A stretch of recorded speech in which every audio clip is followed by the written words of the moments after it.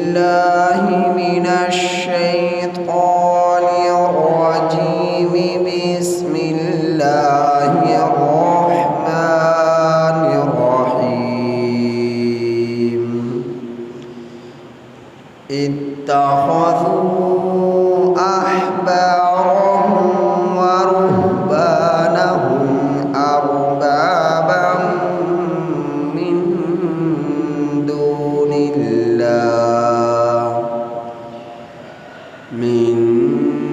دون الله والمسيح ابن مريم وما أمروا إلا ليعبدوا إلها واحدا لا إله إلا هو سبحانه عما يشركون.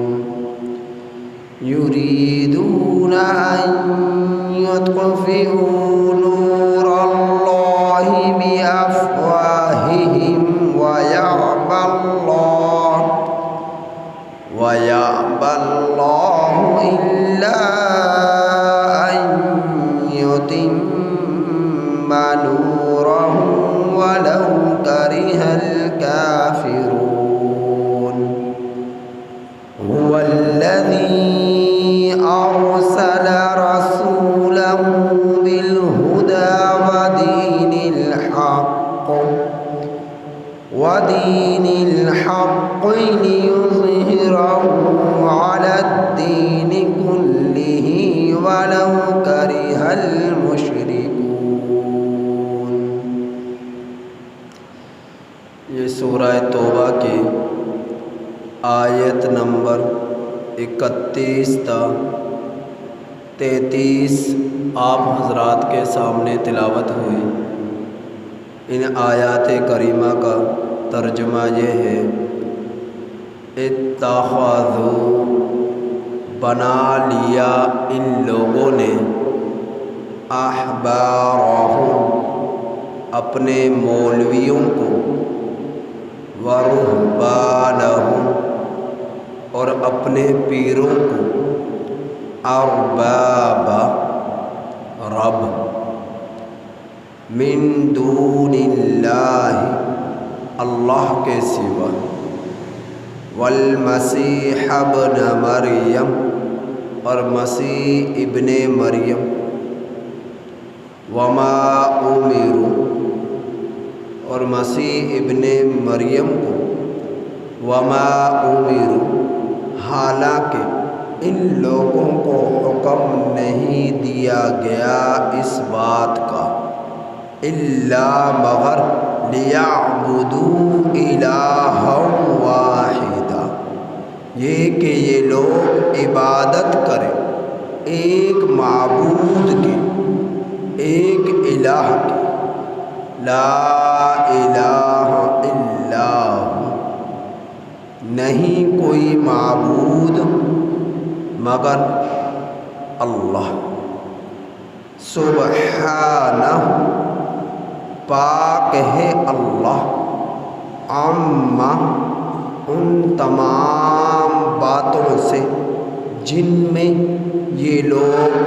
یشرکون، شریک بناتے ہیں. یریدون، یہ لوگ چاہتے ہیں، یہ لوگ ارادہ کرتے ہیں، ان یطفئوا، یہ کہ یہ لوگ بجھا دے، نور اللہ، اللہ کے نور کو، بِأَفْوَاهِهِمْ، اپنے منہوں کے ساتھ، وَيَأْبَى اللَّهُ، اور اللہ انکار کرتا ہے، إِلَّا مگر، أَن يُتِمَّ نُورَهُ، یہ کہ مکمل کر دے اپنے نور، وَلَوْ كَرِهَ الْكَافِرُونَ، اور اگرچہ کافر لوگ ناپسند کریں. هو الذی، اللہ وہ ذات ہے، ارسل جس نے بھیجا، رسولہ اپنے رسول کو، بالہدیٰ ہدایت کے ساتھ۔ اللہ وہ ذات ہے کہ جس نے اپنے رسول کو ہدایت کے ساتھ بھیجا، ودین الحق اور سچے دین کے ساتھ بھیجا، لیظہرہ تاکہ اللہ غالب کر دے اس دین کو، علی الدین کلہ تمام دینوں پر، ولو کرہ المشرکون اگرچہ مشرکین ناپسند کریں۔ احبار حبر کی جمع ہے، اور حبر کہتے ہیں مولوی کو۔ رہبان راہب کی جمع ہے، راہب کہتے ہیں پیر کو۔ حضرت عدی بن حاتم رضی اللہ تعالی عنہ نبی کریم صلی اللہ علیہ وسلم کے پاس تشریف فرما تھے۔ سن 9 ہجری یا 10 ہجری کے شروع میں حضرت عدی بن حاتم رضی اللہ تعالی عنہ مسلمان ہوئے۔ یہ عیسائیوں کے پادری تھے، پیر تھے، راہب تھے، بہت بڑے۔ اور جب یہ مسلمان ہوئے تو نبی کریم صلی اللہ علیہ وسلم سے عرض کرنے لگے، اے اللہ کا رسول صلی اللہ علیہ وسلم، اللہ تعالیٰ قرآن کریم میں ارشاد فرما رہے ہیں کہ ان کے مولویوں نے، ان کے پیروں نے رب بنا لیا اللہ کو چھوڑ کر، جبکہ انہوں نے تو کوئی رب نہیں بنایا۔ تو نبی کریم صلی اللہ علیہ وسلم نے ارشاد فرمایا کہ تمہارے زمانے میں جب مولوی اور پیر کوئی مسئلہ اپنی لوگوں کو بتلاتے تو وہ شرعی نبوت کے مطابق بتلاتے یا شرعی نبوت کے خلاف بتلاتے، شریعت کے مطابق مسئلہ بتلاتے یا شریعت سے ہٹ کر بتلاتے۔ جو اللہ نے اپنے نبیوں کو نبوت عطا فرمائی اس نبوت کے مطابق بتلاتے یا اس سے ہٹ کر بتلاتے۔ تو کہنے لگے کہ حضرت وہ یہ کام تو شریعت سے ہٹ کر کیا کرتے تھے، شریعت سے ہٹ کر مسائل بتایا کرتے تھے، مسئلہ بتلایا کرتے تھے۔ تو نبی کریم صلی اللہ علیہ وسلم نے ارشاد فرمایا، یہی چیز مسئلہ بتلانے والے کو رب سمجھنا ہے، کہ جو شریعت سے ہٹ کر اپنی مرضی سے کوئی بات لوگوں کو بتلا دے اور لوگ اس پر اس قدر یقین رکھ لیں کہ اس مسئلے کے پر ہی اعتماد کر بیٹھ جائے اور اس پر عمل شروع کر دیں کہ جیسا اس نے بتلا دیا بس یہی ٹھیک اور سچ۔ تو یہود و نصارہ کے زمانے میں عام طور پر اس زمانے میں اور آج بھی لوگ جو ہے قیمت لیتے اور قیمت لے کر لوگوں کو مسائل بتلاتے۔ مولوی اور پیر قیمت لیتے، پیسے لیتے اور پیسے لے کر مسئلہ بتلاتے تھے جو لوگوں کے مزاج کے مطابق ہو، لوگوں کی راحت کے مطابق ہو۔ تو یہ چیز کہ لوگ اس قدر یقین رکھ لیں کہ جس طرح انہوں نے بتلا دیا یہ حق اور سچ ہے، یہ ان کو رب سمجھنا ہے۔ اور عام طور پر وہ شریعت سے ہٹ کر مسئلہ بتلایا کرتے، لوگوں کے مفاد کو سامنے رکھتے ہوئے اور اپنی دنیا کو سامنے رکھتے ہوئے۔ تو اس قدر یقین کہ جیسا شریعت سے ہٹ کر مسئلہ ہو قرآن اور سنت سے ہٹ کر مسئلہ ہو اور فقہ اسلامی سے ہٹ کر جو مسئلہ ہو تو وہ لوگ اس پر یقین کرنا شروع کر دیں اور بتلانے والے کو اس قدر یقین کے ساتھ اس کی بات پر یقین کریں کہ وہ چاہے شریعت سے ہٹ کر ہو، سنت سے ہٹ کر ہو، قرآن سے ہٹ کر ہو، فقہ اسلامی سے ہٹ کر ہو، تو یہ ان کو رب سمجھنا ہے، یہ ان کو رب سمجھنا ہے۔ تو اللہ رب العزت اس کی طرف اشارہ فرما رہے کہ ان لوگوں نے اپنے مولویوں کو اور اپنے پیروں کو رب بنا لیا، من دون اللہ، اللہ کے سوا، والمسیح ابن مریم، اور مسیح ابن مریم کو رب بنا لیا۔ اہل نصارہ میں ایک گروہ ایسا ہے جو تثلیث کا قائل ہے کہ حضرت مریم علیہ السلام، حضرت عیسیٰ علیہ السلام اور حضرت جبرائیل علیہ السلام،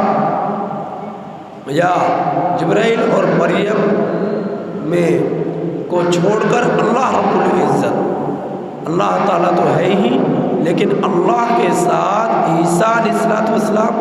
بعض حضرات مریم علیہ السلام کو اور بعض حضرات عیسیٰ علیہ السلام کہ ان دو میں شامل کرتے ہیں۔ تو یہ تثلیث کے قائل کہ تین مل کر ایک ہے اور اس نظام کائنات کو چلا رہے ہیں، نظام کائنات کو چلا رہے ہیں، تو خدا بنا لیا۔ تو اللہ نے اس کا ذکر بھی فرمایا کہ مسیح ابن مریم کو بھی انہوں نے رب بنا لیا، جبکہ وہ اللہ کے برگزیدہ پیغمبر تھے، بندے تھے، مخلوق تھے۔ وما امروا، حالانکہ اللہ نے ان کو یہ حکم نہیں دیا سوائے اس کے کہ لیعبدوا الہا واحدا، کہ یہ لوگ صرف ایک رب کی عبادت کریں، اللہ کو چھوڑ کر کسی کے در پر نہ جھکیں، اللہ کے سوا کسی کو مشکل کشا نہ سمجھیں، اللہ کو سوا کسی کو حاجت رواں دستگیر داتا نہ سمجھیں۔ اللہ ہی وہ ذات ہے جو پوری کائنات کے نظام کے خالق، مالک، رازق، قہار، وہاب، رزاق، فتاح، علیم، قابض، باسط، خافض، رافع ہے۔ سب کچھ اللہ کی ذات ہے، اللہ کے سوا کچھ بھی نہیں ہے۔ جو کچھ دکھائی دے رہا اللہ کے سوا کچھ نہیں، ہر چیز میں رب کی قدرت نظر آ رہی ہے، رب کی کارگری نظر آ رہی ہے۔ آسمان کو دیکھو، زمین کو دیکھو، سورج کو دیکھو، چاند، ستاروں، سیاروں کو دیکھو،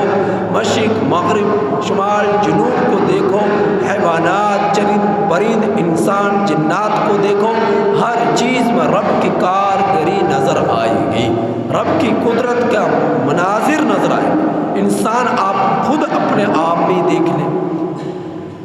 کتنے چہرے ہیں، کتنی شکلیں ہیں، کتنی زبانیں ہیں، کتنی رنگتیں ہیں، کتنی چال چلن ہے، لیکن ہزاروں، کروڑوں، خربوں انسانوں میں آپس میں بولیاں جداگانہ، رنگت جداگانہ اور چال چلن جداگانہ، قد و قامت جداگانہ، شکلیں جداگانہ، کسی کی بولی کیسی، کسی کی بولی کیسی۔ تو یہ سب رب کی قدرت کی گواہی دیتے ہیں کہ کوئی تو ذات ہے جو اس سب کچھ کو بنانے والا ہے اور اس میں تبدیلیاں پیدا کرنے والا ہے، تو وہ اللہ کی ذات ہے۔ تو لا الہ الا ہو، اس اللہ کے سوا کوئی معبود نہیں، سبحانہ، پاک ہے وہ اللہ، عما یشرکون، جن چیزوں میں یہ لوگ شریک بناتے ہیں، اللہ کے ساتھ شرک کرتے ہیں، اللہ ان تمام چیزوں سے پاک ہے، اولاد سے، والدین سے، بھائی بہن سے، بیوی سے، بچوں سے، اللہ ان تمام چیزوں سے پاک ہے، کھانے پینے سے پاک ہے، اللہ رب العزت تمام چیزوں سے پاک ہے جن میں یہ لوگ شریک بناتے ہیں اللہ کے۔ یریدون، یہ لوگ ارادہ کرتے ہیں، ان یطفئوا نور اللہ، یہ کہ بجھا دے اللہ کے نور اللہ کا نور کیا ہے؟ توحید۔ اللہ کا نور کیا ہے؟ سنت۔ اللہ کا نور کیا ہے؟ فقہ اسلامی، دین اسلام۔ یہ اللہ کا نور ہے۔ یہ لوگ چاہتے ہیں کہ اللہ کے نور کو بجھا ڈالے، توحید کو شرک میں بدل ڈالے، سنت کو بدعت میں بدل ڈالے، فقہ اسلامی کو گمراہی میں بدل ڈالے۔ یہ لوگ چاہتے ہیں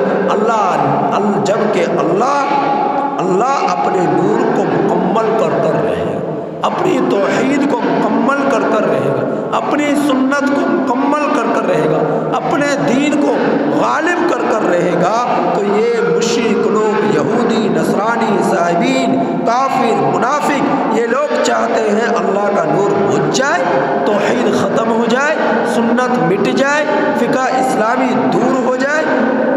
جبکہ ایسا ہرگز ہو ہی نہیں سکتا۔ یریدون، یہ لوگ چاہتے ہیں، ان یطفئوا نور اللہ، یہ کہ بجھا دیں اللہ کے نور کو، بافواہہم، اپنے منہوں کے ساتھ، ویأبی اللہ، اور اللہ انکار کرتا نہیں، ایسا نہیں ہو سکتا۔ اللہ کے نور کو یہ لوگ نہیں مٹا سکتے، توحید کو یہ لوگ نہیں مٹا سکتے، سنت کو یہ لوگ نہیں مٹا سکتے، فقہ اسلامی کو یہ لوگ نہیں مٹا سکتے، الا ان یتم نورہ، مگر یہ کہ اللہ تو اپنے نور کو مکمل کر ہی رہے گا۔ وَلَوْ كَرِهَ الْكَافِرُونَ، اگرچہ کافر لوگ ناپسند کریں۔ اب اللہ اپنا تعارف کرا رہا ہے، اللہ ہے کون؟ هو الذی، اللہ وہ ذات ہے کہ ارسل رسولہ بالہدی، جس نے بھیجا اپنے رسولوں کو بالہدی، ہدایت کے ساتھ، ودین الحق، اور دین حق کے ساتھ، لیظہرہ علی الدین کلہ، تاکہ اللہ تعالیٰ اپنے دین اسلام کو تمام دینوں پر غالب کر دے، تمام دینوں پر غالب کر دے۔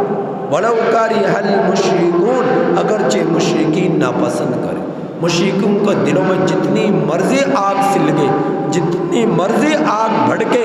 لیکن ان کی تکلیف کفر کی، شرک کی بڑھتی جائے گی، لیکن اللہ کے دین کو مٹا نہیں سکتے۔ یہ تو ایسا ہی ہو گیا جس طرح سورج کی طرف کوئی منہ کر پھونکے مارے کہ میں سورج کی تپش کو ختم کر ڈالوں، سورج کی روشنی کو ختم کر ڈالوں۔ کروڑوں خربوں انسان مل کر، پوری کائنات کے حیوانات مل کر سورج کی طرف منہ کر پھونکے مارتے جائے، ان کے منہ تھک کر زمین کی طرف لوٹ آئیں گے، جھک جائیں گے، لیکن سورج کی روشنی کو مدھم نہیں کر سکتے، سورج کی گرمی کو کم نہیں کر سکتے، سورج کی تپش کو کم نہیں کر سکتے۔ تو بالکل یہ اسی طرح ہے، اللہ کے نور کو، اللہ کے دین کو، اللہ کی توحید کو، نبی کی سنت کو جتنا مرضی یہ گمراہ لوگ، یہ مشرک لوگ، کافر لوگ، منافق لوگ،